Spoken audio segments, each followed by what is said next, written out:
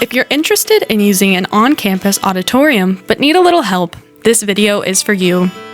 In this demonstration, we'll be talking about how to use the VIA application for wireless screen sharing. We'll start by turning the system on using the wall panel. Next, select the VIA input option.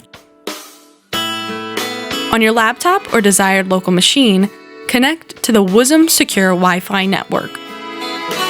Once the projector displays something like this, navigate to the VIA application on your laptop or local machine.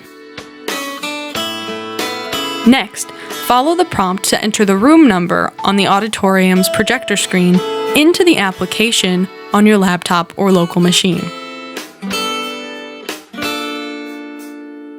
Finally, use the system to display the desired content.